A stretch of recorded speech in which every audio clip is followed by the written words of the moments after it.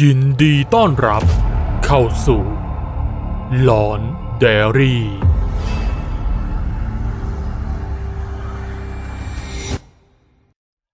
ล่าท้าตำนานทั่วไทยไปกับน้ำมันเครื่องอีเดมิสึก่อนชมคลิปนี้ขอคนละ1 ไลค์เพื่อเป็นกำลังใจให้ทีมงานด้วยนะครับ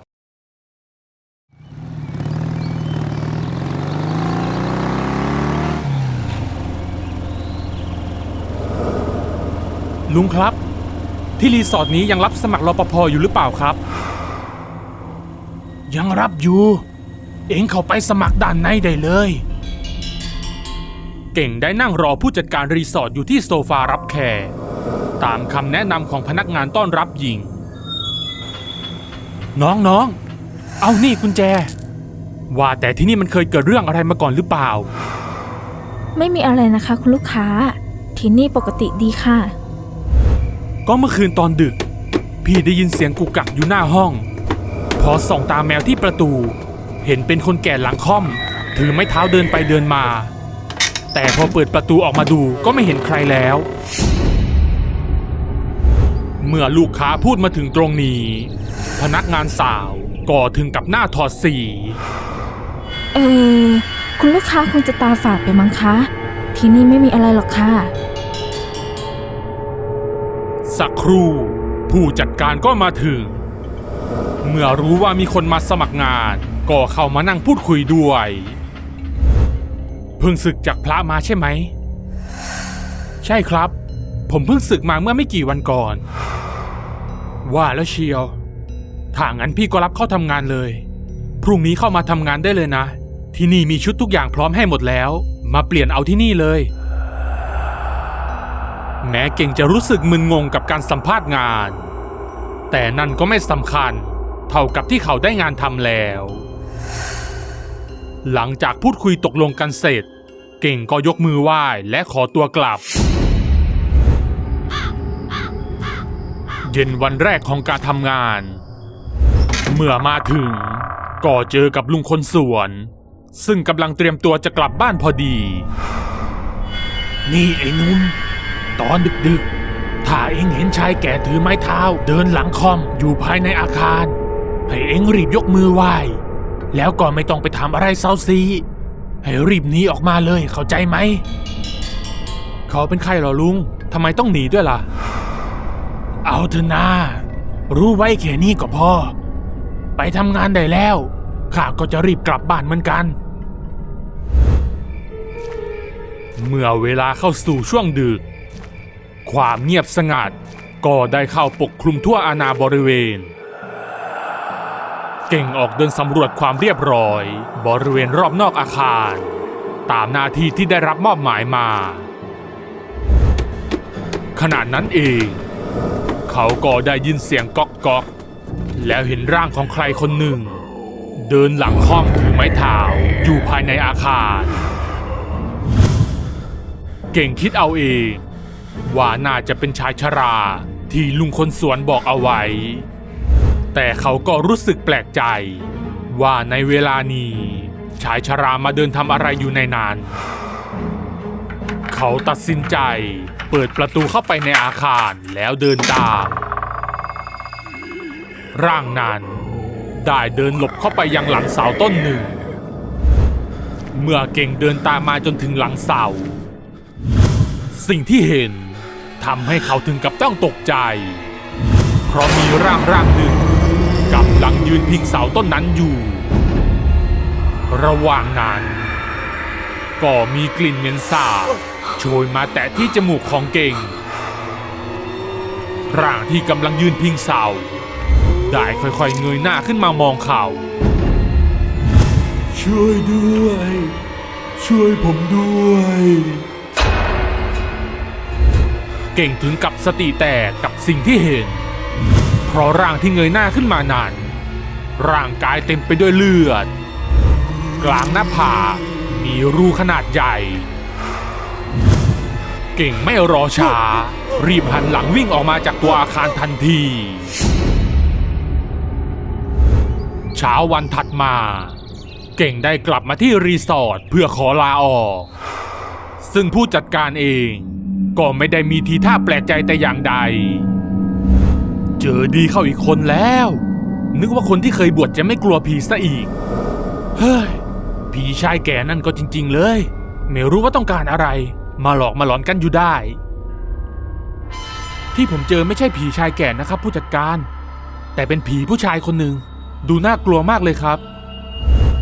อะไรนะเธอเห็นเป็นผู้ชายเหรอ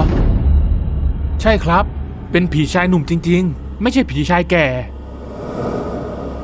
เมื่อผู้จัดการได้ฟังถึงตรงนี้ดวงตาของเขาก็เริ่มฉ่ำไปด้วยน้ำตาทันทีเขาพยายามตั้งสติและข่มใจแล้วเล่าอะไรบางอย่างให้เก่งฟังพร้อมกับขอความช่วยเหลือเก่งเมื่อได้ฟังก็รู้สึกเห็นใจจึงได้ตอบตกลงที่จะช่วยแม้เขาเองก็ไม่รู้ด้วยซ้ำว่าจะช่วยอย่างไรตกกลางดึกเก่งกับผู้จัดการได้พากันมาที่อาคารต้อนรับ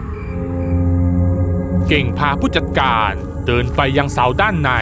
ที่เขาพบกับผีชายหนุ่มก่อนที่เขาจะยืนหลับตาทำสมาธิเก่งใช้เวลาอยู่สักพักและเริ่มสัมผัสได้ถึงบางสิ่งบางอย่างกลิ่นเหม็นเน่าเริ่มโชยมาแต่ที่จมูกเก่งค่อยๆลืมตาแล้วมองสำรวจไปรอบๆหัวที่หน้าผากมีรูโบค่อยๆโผล่ขึ้นมาจากพื้นร่างนั้นพยายามใช้มือตะเกียกตะกายขึ้นมาเก่งและผู้จัดการถึงกับซุดตัวลงนั่งด้วยความกลัวร่างนั้นค่อยๆใช้ขาตะเกียกตะกายขึ้นมาจากพื้นพี่ขุดผมขึ้นมาทีช่วยผมด้วยมันฆ่าผมร่างนั้นค่อยๆคลานราบกับพื้นเข้ามาหาเก่งและผู้จัดการต่างพากันนั่งตัวสั่นด้วยความหวาดกลัว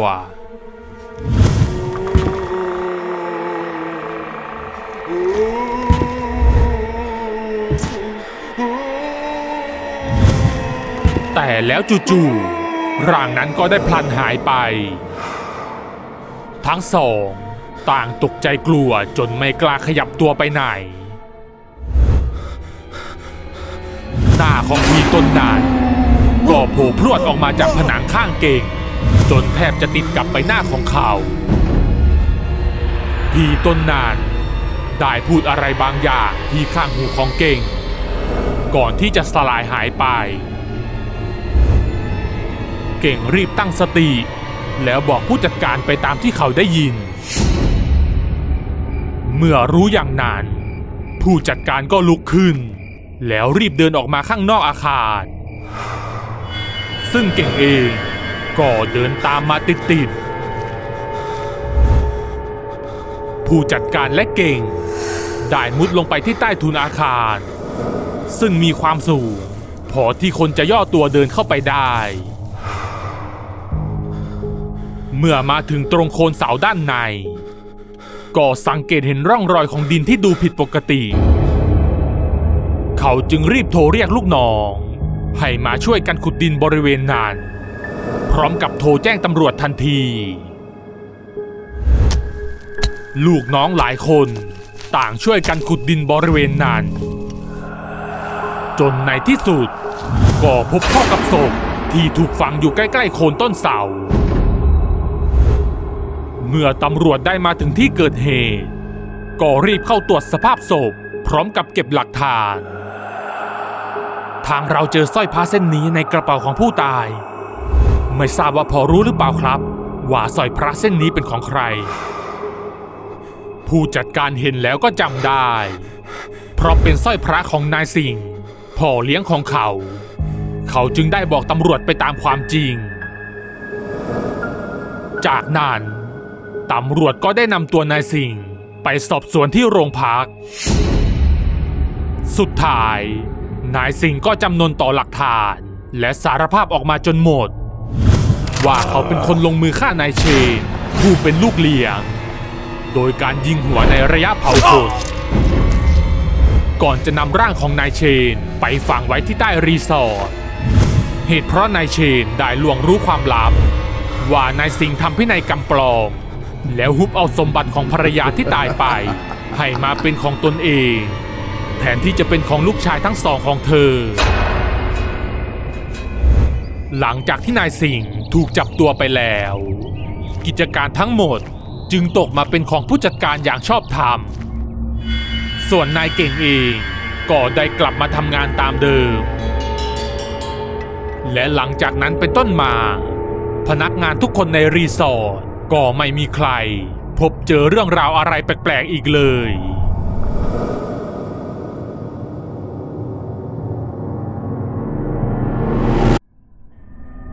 ติดตามเรื่องหลอนๆตอนต่อไปน้ำมันเครื่องอีเดมิสึจัดให้ก็จบไปแล้วนะครับกับเรื่องคำขอจากศพหวังว่าจะชอบกันนะครับใครที่มีเรื่องราวที่น่าสนใจที่อยากให้ทีมงานนำมาทำเป็นแอนิเมชันก็สามารถส่งเข้ามาที่แฟนเพจหลอนไดอารี่ได้เลยนะครับถ้าชอบคลิปนี้ก็อย่าลืมกดถูกใจและกดติดตามหลอนไดอารี่ทางช่องทาง Facebook และ YouTube เพื่อจะได้ไม่พลาดคลิปใหม่ๆอีกมากมายและเป็นกำลังใจให้ทีมงานทำคลิปต่อๆไปด้วยนะครับขอบคุณทุกท่าน